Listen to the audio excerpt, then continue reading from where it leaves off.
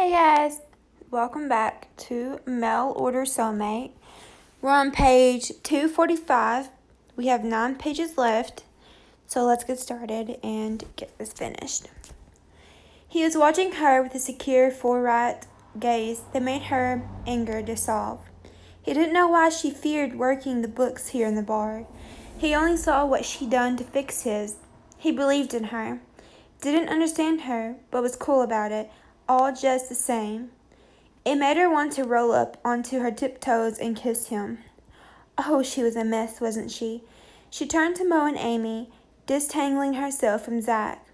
What do you need? She asked. We want to test the karaoke system. Lovely. Catherine stepped to the stage and took the microphone. That's not too much, Zach teased. To sing? She growled at him, silently telling him to watch it. How about a duet? She asked sweetly, a challenge weighing her words. Would love to. Zach hopped onto the stage with ease. Got a second microphone? Mo shook his head. One thing at a time, pal. Cole spoke up, pushing back his cowboy hat. That gal at the town office. Nicola? Mo suggested. Yeah, that's the one. She said the second microphone will be here in time for tomorrow night's turkey sing-off or whatever she called it. She comes up with the best ideas, Amy said, her head bent as she adjusted a few knobs on the sound system. I wish she was still working full-time. If this is a turkey sing-off, does that mean we're the turkeys? Catherine asked Zach. Because if so, I'm going to win. It's a team waffles thing. You brought me up here, Pancake. Not a pancake, I'm a waffle. I thought you were a turkey. You could have said no to the challenge.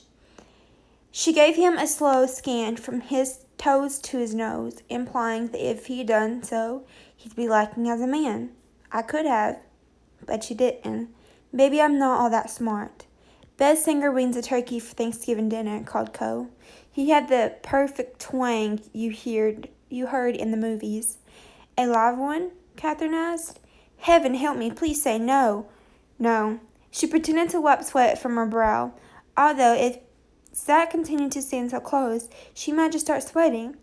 There was something about having him so near that made her very aware of how manly he was, from the heat radiating off him to the way his aftershave smelled. Can you sing? She asked. I'll make you swoon. Pick a song, Mr. Confident. And you'll sing it? And so will you. Duet, remember? Zach jumped off the stage, making his way to the laptop Mo was fiddling with. Catherine, is your mic on? Mo asked. Testing, testing, she said into it. Amy gave her a thumbs up and adjusted a few things. We should really do this tomorrow night. What if the settings get bumped? Amy said to Mo. We won't have time, and we have willing victims ready to sing for us now. Catherine couldn't help but notice the way the two were always stepping into each other's physical space, casually touching. Like right now, Amy was dragging her fingers along the waistband of Mo's jeans, as if wishing for something. Catherine inhaled and dragged her gaze away, catching Zach watching her. If she wasn't careful, she'd start wishing for things with her own husband. Well, she stuck out a hip, while giving him an impatient look that made him smile. How do you do with the oldies? He asked. Try me, Grandma's boy. He smirked as the first chords of the song began to play. Mo tapped a button, then crossed his arms to lean back and listen.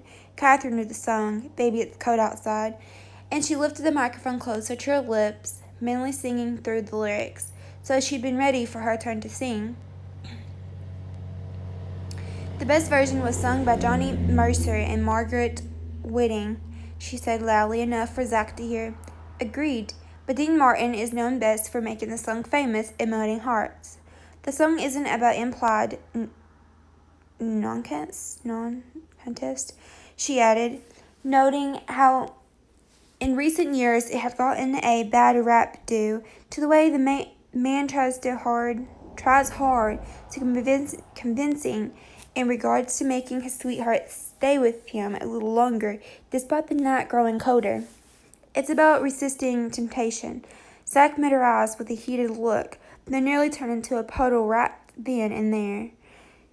She almost missed her first line, wondering if she'd be able to resist the temptation that was Zach, or if she'd end up like the woman in the song, saying to heck with what everyone thought about her and giving in to her wants.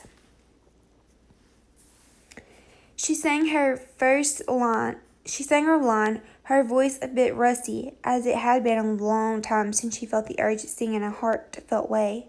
Zach, leaning in to share the microphone, delivered his line flawlessly, his timing perfect, his words flowing into hers, and vice versa as they got into the groove of the duet and the overlapping lines.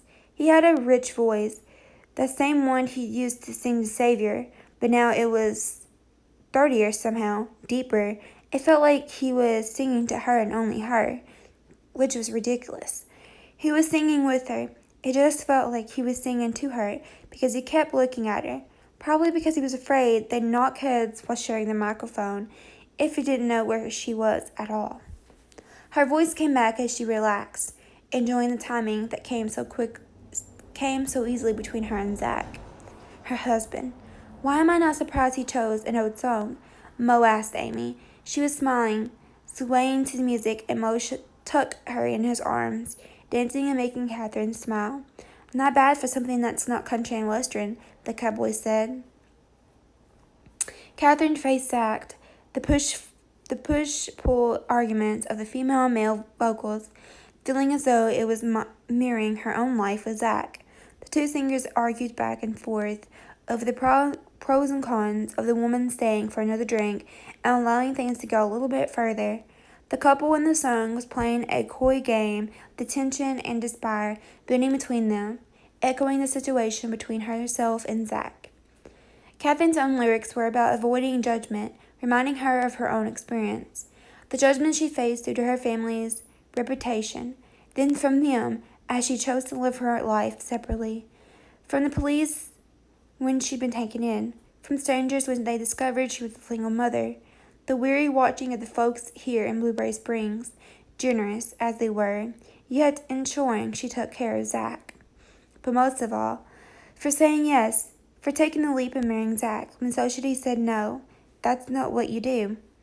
Why had Zach chosen this song? He was swaying beside her, flirtatious, like a lover who was trying to be convincing, like a man trying to convince a woman to stay for another drink, to cozy up by the fire. He waggled his brows and she let out a surprised laugh. He smiled and ran a light finger between her brows, where tension always formed, and pretended to wipe it away. He must have noticed her falling in on herself, thinking about her life, and becoming tense. She shifted her body away, then back again, acting coy, playing the game. She forgot everything but him as he sung the final chorus together, with their voices mingling in perfect harmony. If this was life with Zach, she never wanted the song to end.